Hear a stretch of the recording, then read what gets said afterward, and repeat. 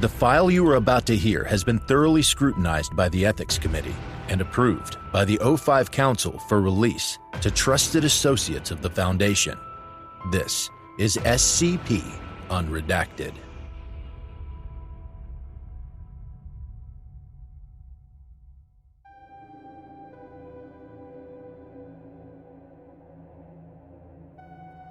Item Number SCP-7340.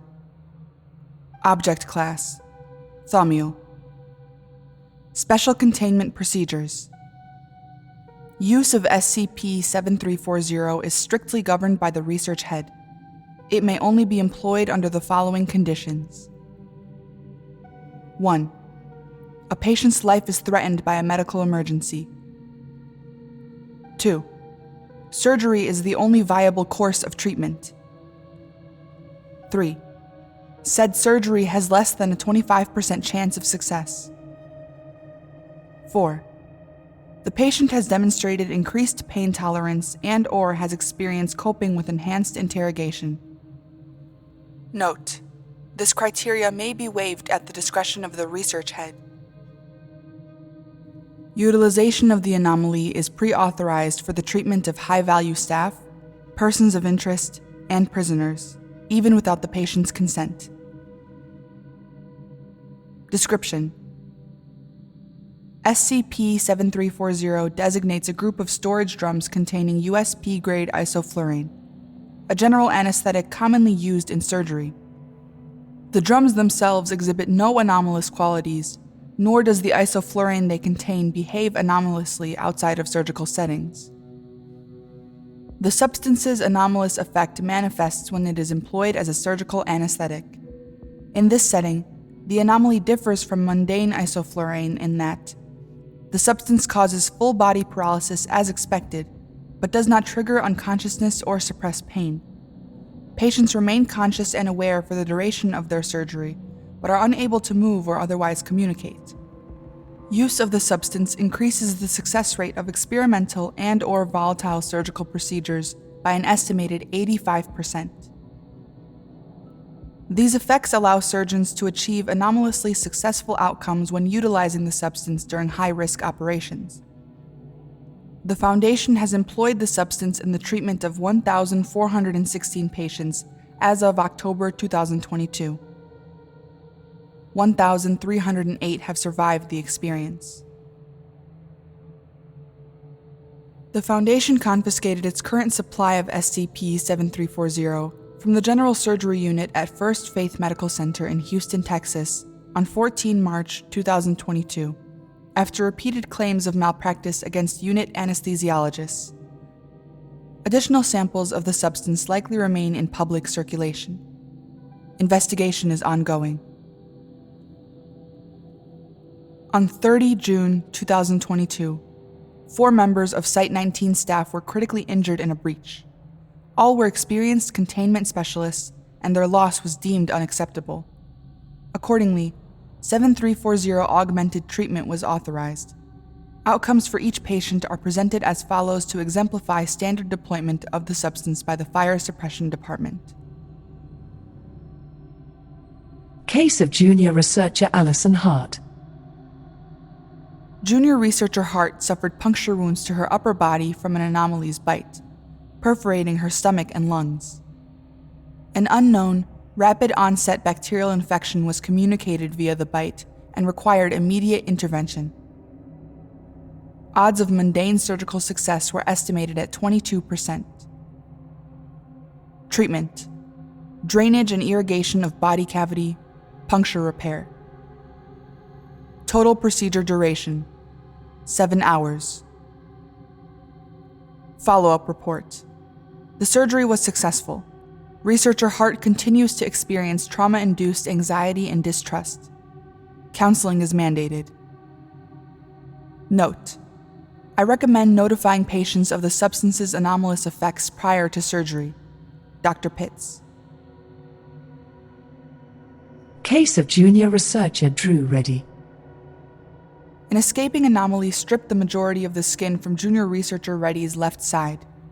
He was partially buried under a collapsed wall during the breach, and lost consciousness shortly thereafter. First responders did not notice Reddy until nearly an hour had passed, during which time he suffered Class 4 hemorrhaging and lost more than half of the blood in his body.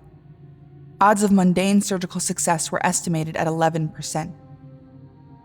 Treatment: emergency blood transfusion, extensive skin grafting. Total procedure duration: 6 hours. Follow-up report: the surgery was successful. Researcher Reddy reported awakening to full consciousness shortly after the administration of the substance, despite injuries and blood loss that had already rendered him unconscious prior to the procedure. Case of Senior Researcher Wilson Wright. Senior Researcher Wright suffered blunt force trauma to the head, neck, and back when he was struck by an escaping anomaly's tail, risking full quadriplegia. Odds of mundane surgical success estimated at 3%. Wright protested the use of the substance for his case, but, per special containment procedures, the operation was authorized nonetheless. Treatment: decompression of the spinal cord, spinal reconstruction. Total procedure duration: 11 hours. Follow-up report: the surgery was partially successful. Researcher Wright's paralysis was limited to his right arm and leg. Wright has not spoken since the procedure. The Fire Suppression Department is exploring options for returning him to work. Case of Security Officer Nadia Melnikov. Officer Melnikov confronted an anomaly as it breached initial containment. She suffered crush fractures to both legs, traumatic separation of the left arm at the elbow, and a lung puncture, losing a significant amount of blood before transport. She further suffered caustic skin and organ damage to much of her torso and left leg as the result of an acid spill. Odds of mundane surgical success were estimated at 0%. Injuries were certainly terminal without anomalous intervention. Treatment: blood transfusion, amputation of the left arm above the elbow, internal fixation of both legs, lung drainage, irrigation of wounds and body cavity, reconstruction of body cavity, extensive skin grafting. Total procedure duration: not available. Follow-up report: the surgery began as expected, but the ongoing containment breach interrupted the procedure mid-operation. Officer Melnikov, still sedated via SCP-7340, was partially devoured by an anomaly before containment could be re-established. Upon returning to the area during cleanup some hours later, personnel found that Melnikov still displayed brain activity, despite a mere 13% of her bodily structure remaining intact. Life signs only faded when personnel ceased Melnikov's anomalous intravenous sedation. Note: I recommend further research into the substance's function, particularly the boundaries of what constitutes surgery under its constraints. Is there possible use in field operations? Dr. Pitts. Following his partial paralysis as previously described, Senior Researcher Wilson Wright refused to return to work, citing lingering trauma from his operation. Dr. Theodore Pitts visited Wright in his quarters on 31 October 2022. Their interaction is logged to exemplify novel deployment of the substance by the Fire Suppression Department. Begin log. How are you doing today, Wilson? Dr. Pitts pauses. Wright is silent. I know you're still recovering. It must be so difficult. Can I get you anything? Tea? I'm told you were a Yorkshire Gold man. Why are you here? Dr. Pitts smiles. Right to business, I see. That was always your style. Dr. Pitts crosses her legs, smiling across at Wright. Wilson, we're wondering how soon you'll be able to return to work at Site 19. I'm not going back there. Well, Wilson, I know your accident was debilitating, but I'm still sorry to hear you say that. Your unit is in dire need of your help. We can't replace your knowledge. Well, you have to try. I can't work after that surgery. I already told Command. Right. I have a log of that conversation here. You say you're experiencing, what is it? Night terrors? Post-traumatic stress? That's what the shrinks called it. Of course. Well, Wilson, I have good news. We may have identified something that can help. Oh? Do tell. Dr. Pitts produces a bound document, leafing through it. It's a medical procedure, a surgery to be more precise. More advanced and experimental than the therapy you've been trying so far. It would remove a portion of your frontal cortex which we believe may be inhibiting your recovery. Wright stiffens. The procedure is dangerous and has a fairly low chance of success. But if it can help you return to work, then we think it's necessary. To that end, I've authorized the further use of SCP-7340 to continue treating your case. Wright is silent. Wilson? That's what you came to tell me? It is, yes. I'm here to brief you on this procedure, which you are scheduled to undergo next week. Wright is silent. Unless you feel that the procedure is unnecessary? What do you mean? Well, Wilson, perhaps you feel you can return to work exactly as you are. If that's the case, we won't need to perform any further surgery. Wright is silent. What do you think, Wilson? Do you feel ready to return to work?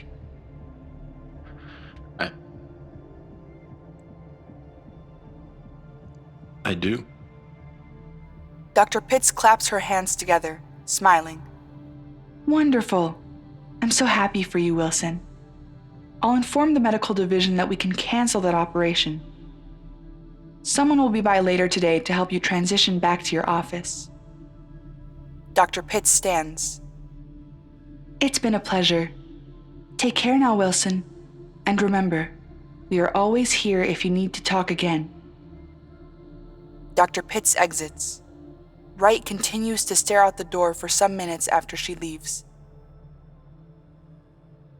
End log.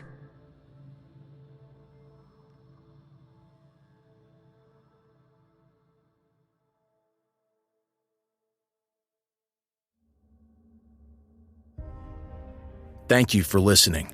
If you like what you hear, join my Discord community, hire me on Fiverr, or help support me by becoming a patron for as little as $3 a month. Regardless of tier, all patrons get early access to every single episode. The links are in the description. I don't have the talent it takes to write a skip. All I do is read.